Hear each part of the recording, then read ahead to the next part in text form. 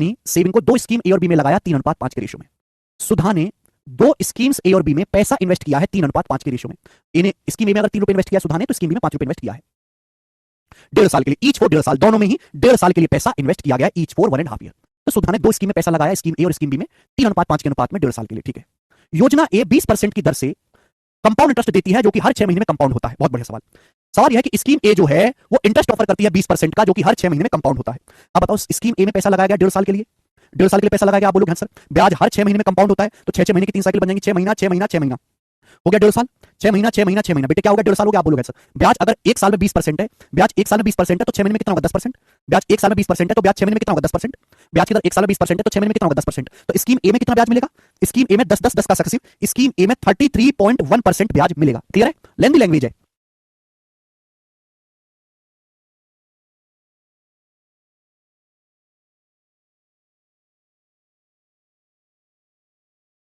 तो स्कीम ए में 33.1% compound interest मिलेगा। आगे पढ़ते हैं सवाल को। बोला है जबकि स्कीम बी ऑफर करती है इंटरेस्ट रेट 10% का पर एनम जो कि एनुअली कंपाउंड होता है। स्कीम बी 10% पर एनम का ब्याज ऑफर करती है जो कि एनुअली कंपाउंड होता है। आप बोलोगे हाँ जी सर, भाई स्कीम बी में भी पैसा 1.5 साल के लिए लगाया गया, कितने साल के लिए लगाया गया 1.5 साल के लिए, तो 1 साल की पूरी साइकिल बन जाएगी और आधा साल आधा ही रह जाएगा मेरे दोस्तों। आप बोलोगे हाँ जी सर। बेटे एक बात बताओ, स्कीम बी ऑफर करती है 10% का कंपाउंड इंटरेस्ट जो कि वार्षिक सृजित होता है, तो 1 साल में 10% ब्याज है तो आधे साल में कितना ब्याज होगा 5%। तो स्कीम बी में जो ब्याज मिलेगा 10 और 5 का सक्सेस मिलेगा। 10 5 का सक्सेस क्या होता है 10 + 5 + 10 × 5/100 कितना आएगा 15.5%।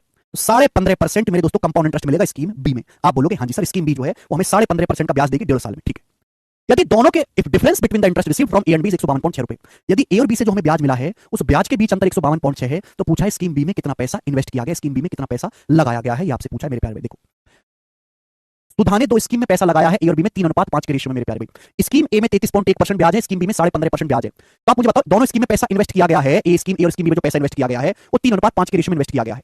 यहां मैं 2 जीरो बढ़ा देता हूं, 2 जीरो बढ़ा देता हूं। क्यों बढ़ाई मैंने 2 जीरो, भाई स्कीम ए में अगर 300 यूनिट इन्वेस्ट किया गया तो स्कीम में 500 यूनिट इन्वेस्ट किया गया, क्यों ब्याज निकालने के लिए, जिससे कि परसेंटेज आसानी से निकल जाए।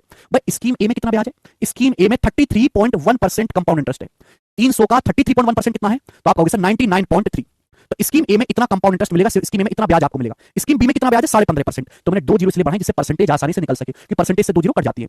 स्कीम बी में कितना ब्याज है 500 का 15.5%, कितना आएगा बेटा परसेंट से 2 जीरो कट जाएगा 75 और 2.5 77.5। तो स्कीम बी में ब्याज है 77.5 यूनिट। आप बोलोगे हाँ जी सर स्कीम ए में ये ब्याज है, स्कीम बी में ये ब्याज है, दोनों में ब्याज का अंतर कितना है, दोनों स्कीम में जो ब्याज मिला उस ब्याज का अंतर कितना घटाओगे, 13 में से 5 गया 8 और 8 में से 7 गया 1, 9 में से 7 गया 2, 21.8। तो स्कीम ए और स्कीम बी से जो ब्याज रिसीव हुआ उसका डिफरेंस 21.8 है। सवाल में इसकी वैल्यू कितनी दे रखी है, सवाल में इसकी वैल्यू 152.6 रुपीस दे रखी है। बताओ कितने गुना है, जल्दी से बताओ कितने गुना है, दशमलव से दशमलव चल जाएगा कितने गुना है, तो साफ साफ कह सकते हो कि 7 गुना है, 7 टाइम्स है।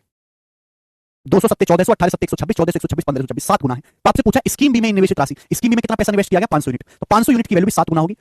500 का 7 गुना कितना आ जाएगा 3500 रुपए। तो स्कीम बी में कितना पैसा इन्वेस्ट किया गया 500 यूनिट, 500 की वैल्यू भी 7 गुना होगी 3500 रुपए। अच्छा सवाल है, लेंदी सवाल है ये। ठीक है बेटे।